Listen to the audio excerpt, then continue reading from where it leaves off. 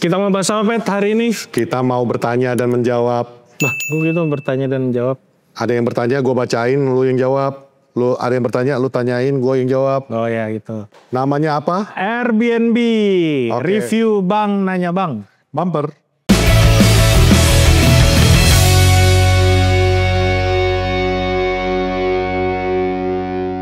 Kembali lagi bersama saya Patrick dan dia. Raymond Amorim. Balik lagi ke Amorim. Kan udah nggak ada lagi pemain yang bisa dibanggain. Oke, gue mau bahas Airbnb dari episode yang 2 episode lalu. Pertanyaan ada sekitar, kalau yang gue kumpulin ada 7. Gue bahas yang pertama dulu nih dari, wah cewek nih. Hah? CA Lara 20. Clara. Wah dia, oh iya Clara bener juga.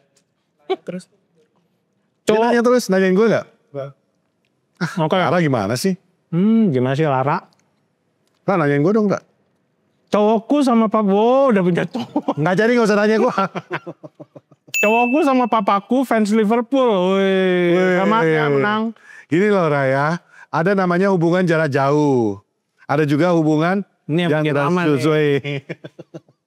Ini beda agama ini secara tidak langsung loh.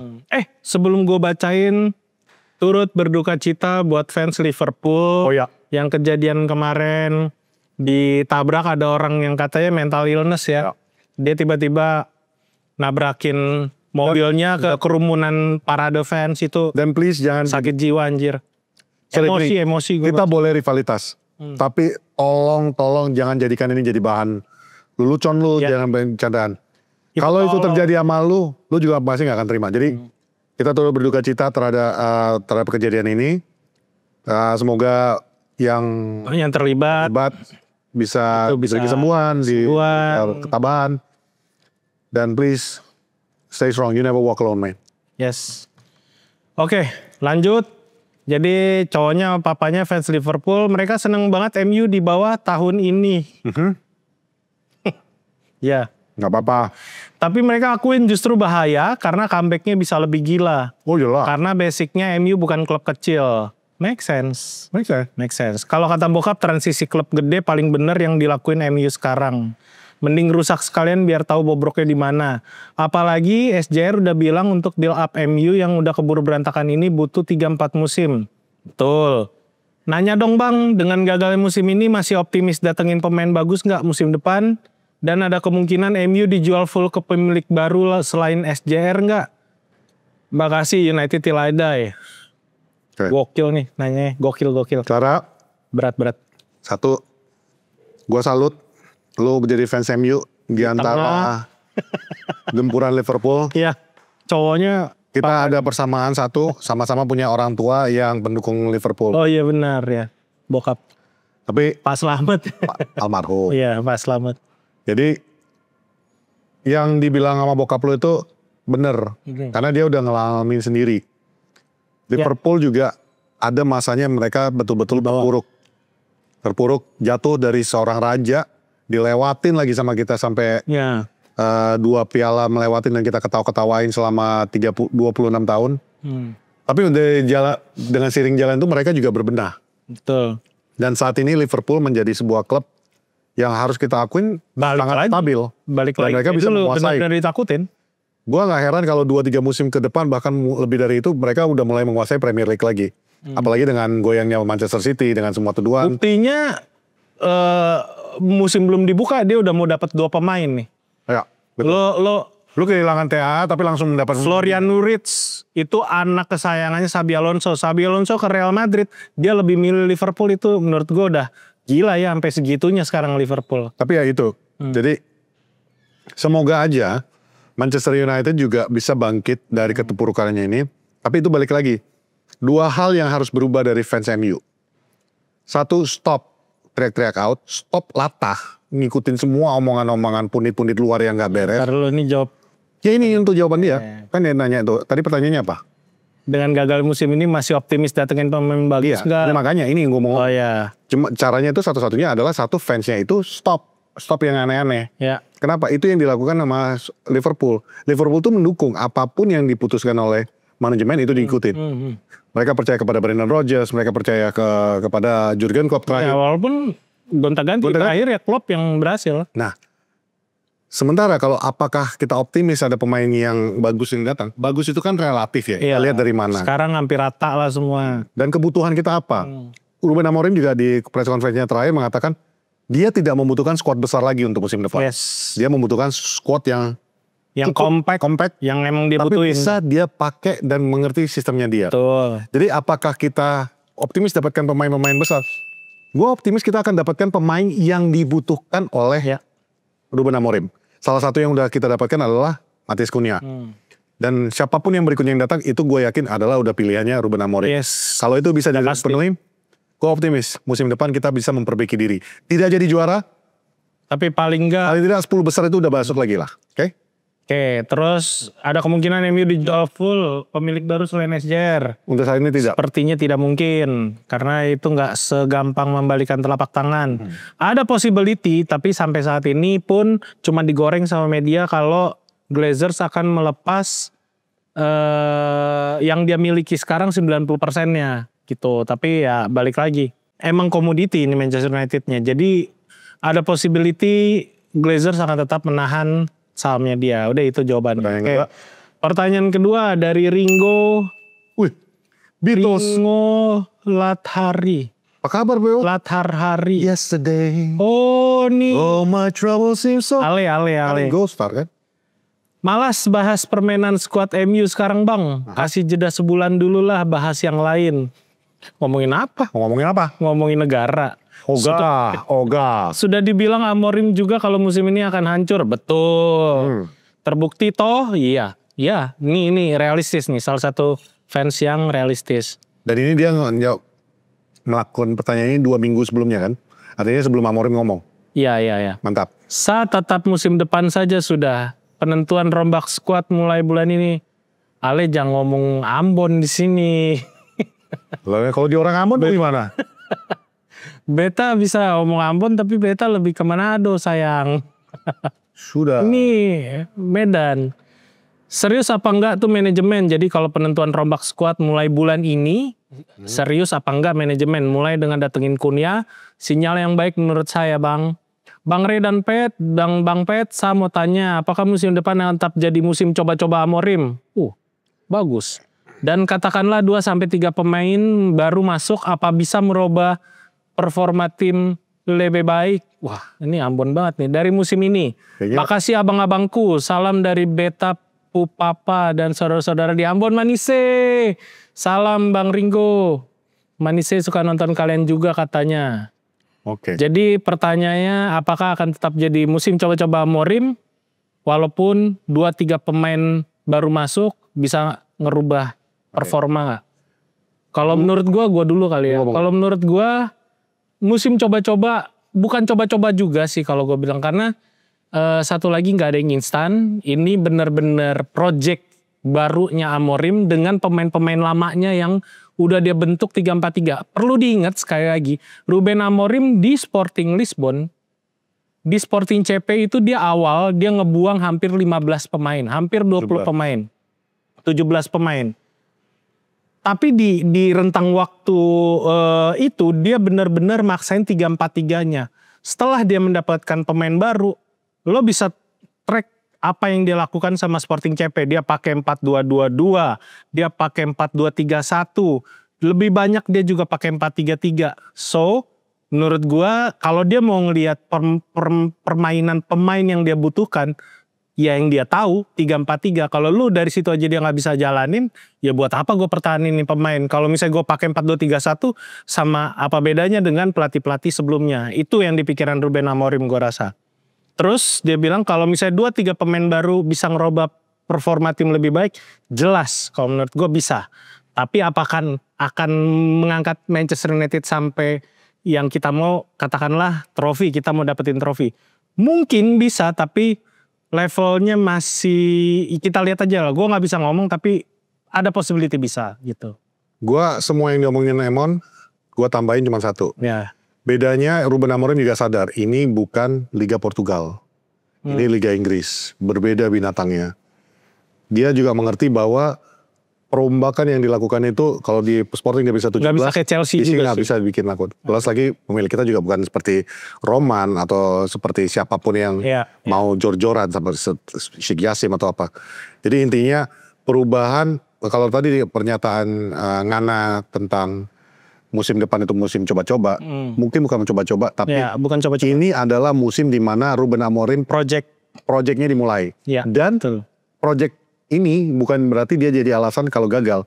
Kalau dia gagal, dia gagal. Dan dia tahu hukuman untuk gagal tuh dipecat. Jadi nggak akan ada main-main. Itu betul-betul dia paham bahwa ini adalah musim penentuannya dia juga. Catatan, pemain yang diambil Amorim ketika dia ngerombak skuad itu bukan pemain top. Itu aja udah. Tapi dia bisa ngerajain Liga Portugal. Joe Keres datang dari Coventry, bos. Nah, itu maksud gua. Oke. Itu jawabannya ya, Bung Ringo. Terus dari 3, Arsenal fan 1405. Bang mau nanya sebagai fans Arsenal yang mau belajar. Sama, kita juga lagi belajar. Yang dilakuin Sir Jim ke MU ini sebetulnya bagus gak sih? Emang kebijakannya menuai kontroversi. Tapi yang dia lakukan sebenarnya kan bersihin sampah Glazers dan nabung buat masa depan. Jadi apakah Sir Jim layak disalahkan dan dianggap kontroversial? Itu udah sempat kita bahas juga. Makasih Bang, silakan Pep. Sebenarnya ini udah pernah kita bahas panjang lebar di salah satu episode. Mungkin nanti bisa dicari ya. Tapi intinya gini, yang dilakukan Sir Jim Ratcliffe ini kalau dilihat dari sisi bisnisnya, ya benar. Tapi yang tidak benar adalah Sir Jim Ratcliffe ini kemarin kenapa banyak fans yang jadi marah. Nah, di Januari transfer window kemarin tuh sama sekali tidak ada support. Cuman Patrick Dorgu ini datang. Ya, sama keputusan dia naikin tiket itu menurut gua agak ekstrim. Itu ekstrim. Jadi intinya kita ngelihatnya itu dari sisi, kita nggak bisa melihat apakah yang dilakukan ini salah. Di sepak bola itu ada dari kacamata fans salah. Ya, ada berbagai dimensi yang harus kita lihat dari perspektif berbeda-beda. Kalau dari sisi kacamata fans, ya jelas salah. Yang dilakukan sama manajemen Manchester United saat ini banyak salah. Tiket holder yang dibatalkan tiketnya lalu dijual ke turis, dipindahin, itu banyak salah. Banyak. Terlalu ekstrim. Tapi yang dilakukannya itu kalau dari kacamata bisnis, fair play buat dia. Dia pengen untuk menyelamatkan klub ini. Jadi lihat dari perspektif siapa, kita lihat salah atau benarnya. Oke, itu ya. Nanti cari-cari aja, kita udah sempat bahas ini. Kalau nggak salah di Airbnb sebelumnya juga kita udah sempat. Ya nanti kita kasih linknya. Terus pertanyaan berikutnya dari Satria B90. Horas, Bang Pet dan Bang Raymond. Saya ada pertanyaan mengenai kebijakan transfer Man United. Wah, ini seru juga dibikin satu episode. Satria mana ini? Strategi transfer Manchester United untuk musim 2025-2026 perlu dirancang dengan cermat. Mengingat tantangan finansial akibat kerugian lebih dari 300 juta dalam 3 musim terakhir, pembatasan FFP dan kebutuhan untuk mendukung visi taktis Ruben Amorim. Untuk mendanai transfer dan mematuhi FFP, United harus jual pemain yang gak masuk dalam rencana Amorim atau memiliki nilai pasar tinggi. Lu nanya apa kon? Maka ini udah jawaban semua nih. Dan sementara Bang, Manchester United tidak memiliki dana untuk bursa musim depan. Gua ini aja lah ya. Strategi harus mengutamakan pembelian cerdas dengan harga di bawah 60 juta sesuai kebijakan CEO Omar Barada. Nah, menurut kalian berdua gimana nih Bang? Manchester United tidak memiliki dana. Laporan yang saya baca anggaran strategi. Wah, itu udah kita bahas ya. Sebelumnya. Justru di episode yang kemarin. Jadi ditonton aja, jawabannya udah di situ semua tuh. Terus apakah rumor mengenai Sheikh Yassim mencuat kembali itu benar adanya? Kalau benar saya bersyukur, tolong dijelaskan Bang. Nah paling itu aja lah. Nah itu kalau gue jelasin mengenai rumor itu, kalau benar syukur. Tapi balik lagi itu adalah media. Ini udah akhir musim, ada lagi berita yang mau diangkat. Ya udah, biasanya ketika di akhir musim itu yang diangkat itu adalah berita transfer. Dan berita-berita seperti ini, yang dimana yang bisa menjual. Dan yang paling menjual adalah, ya sorry, bukannya kita sombong. Dan bukannya kita bangga juga dengan statement ini. Tapi realitanya adalah, orang MU ramangan. Iya, betul. Jadi ya MU nggak makan. Gue tambahin sedikit, lo follow Fabrizio Romano aja lah. Kalau misalnya ada berita tentang pengalihan kepemilikan, penjualan saham dan lain-lain itu udah pasti jadi headline-nya dia. Itu lo ikutin. Kalau masih ada madam aja berarti itu. Ya, kalau masih ada madam aja nggak ada. Oke, next. Rizaldi Muhammad Satria 5149. Andaikan Saf diminta untuk melatih lagi apa yang akan terjadi? Gue jawab lah ya. Berantakan bro. Beda. Sepak bola zamannya Saf sama sepak bola zaman ini bumi sama langit udah beda jauh. Tapi secara kepemimpinan pemain pasti akan lebih nurut. Pemain pasti akan lebih bukan akan lebih tahu, harus tahu. Karena kita tahu karakternya Sir Alex itu sangat kuat. Tapi dari sisi kondisinya dia, sisi update dia permainan secara global, liga dunia, liga sepak bola modern seperti apa.